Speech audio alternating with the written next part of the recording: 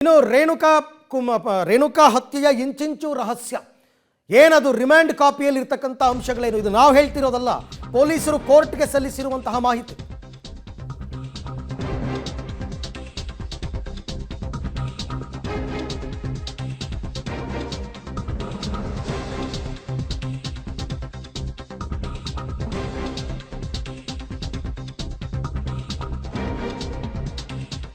ರೇಣುಕಾಸ್ವಾಮಿ ಭೀಕರ ಹತ್ಯೆಯ ಸ್ಫೋಟಕ ಸುದ್ದಿ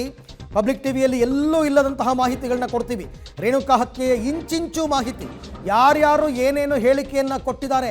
ಯಾವ ಯಾವ ಸಾಕ್ಷಿಗಳನ್ನು ಈಗಾಗಲೇ ಪರಿಗಣಿಸಲಾಗಿದೆ ಏನೆಲ್ಲ ವಸ್ತುಗಳನ್ನು ಜಪ್ತಿ ಮಾಡಲಾಗಿದೆ ಎಲ್ಲ ಮಾಹಿತಿ ಕೋರ್ಟ್ಗೆ ಸಲ್ಲಿಸಿದ್ದ ರಿಮ್ಯಾಂಡ್ ಕಾಪಿಯಲ್ಲಿ ಸ್ಫೋಟಕ ರಹಸ್ಯಗಳಿವೆ ಸೊ ಅದಕ್ಕೆ ಸಂಬಂಧಪಟ್ಟಂತಹ ಮಾಹಿತಿಯನ್ನು ಕೊಡ್ತಾ ಹೋಗ್ತೀವಿ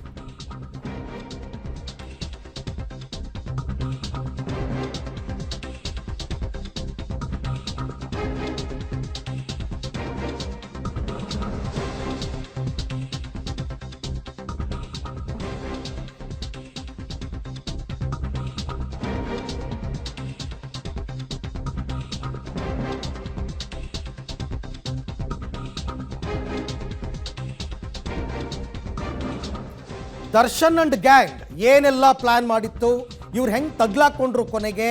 ವೈದ್ಯರ ವರದಿ ಏನು ಹೇಳ್ತಾ ಇದೆ ಪೋಸ್ಟ್ ಮಾರ್ಟಮ್ ರಿಪೋರ್ಟಲ್ಲಿ ದರ್ಶನ್ ವಿರುದ್ಧ ಏನೇನು CCTV ಸಾಕ್ಷ್ಯಗಳು ಸಿಕ್ಕಿದೆ ಕೃತ್ಯಕ್ಕೆ ಬಳಸಿದ್ದ ಮಾರಕಾಸ್ತ್ರಗಳು ಯಾವ್ಯಾವುದು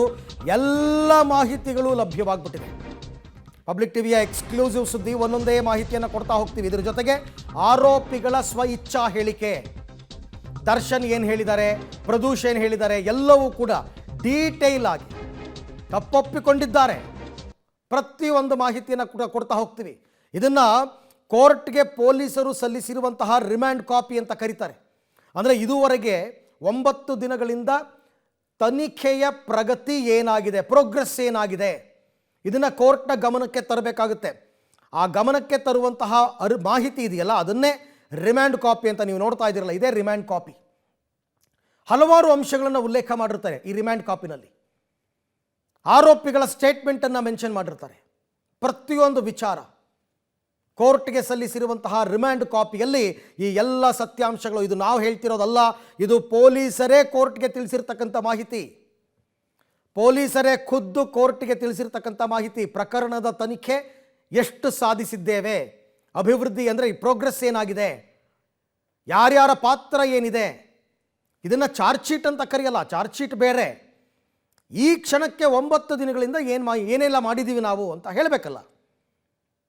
ಅದನ್ನು ಕೋರ್ಟ್ಗೆ ತಿಳಿಸಿರ್ತಕ್ಕಂಥ ರಿಮ್ಯಾಂಡ್ ಕಾಪಿ ಇದೇ ಅಂಶಗಳನ್ನು ಎಲಾಬ್ರೇಟ್ ಮಾಡಿ ಇನ್ ಡೀಟೇಲ್ ಆಗಿ ಸಬ್ಮಿಟ್ ಮಾಡ್ತಕ್ಕಂಥದ್ದನ್ನು ನಾವು ಚಾರ್ಜ್ ಶೀಟ್ ಅಂತ ಕರಿತೀವಿ ದೋಷಾರೋಪ ಪಟ್ಟಿ ಈಗ ಕೊಟ್ಟಿರ್ತಕ್ಕಂಥದ್ದು ರಿಮ್ಯಾಂಡ್ ಕಾಪಿ ಕೋರ್ಟ್ ಮುಂದೆ ನೀವು ಆರೋಪಿಗಳನ್ನು ಹಾಜರುಪಡಿಸಿ ಪೊಲೀಸ್ ಕಸ್ಟಡಿಗೆ ಕೇಳಿದ ಮೇಲೆ ಕೋರ್ಟ್ ಪೊಲೀಸ್ ಕಸ್ಟಡಿ ಕೊಟ್ಟಿದೆ ಹೌದಪ್ಪ ಕೊಟ್ಟವಲ್ಲ ನೀವೇನು ಮಾಡಿದ್ರಿ ಕೋರ್ಟ್ ಕೇಳುತ್ತೆ ಏನು ತನಿಖೆ ಮಾಡಿದ್ದೀರಾ ಏನು ಸಾಕ್ಷಿಗಳನ್ನು ಕಲೆ ಹಾಕಿದ್ದೀರಾ ಕೊಡಿ ಒಂದಷ್ಟು ಮಾಹಿತಿ ಅಂತ ಅದನ್ನು ಕೊಡಲೇಬೇಕಾಗುತ್ತೆ ಆ ಡೀಟೇಲ್ಸ್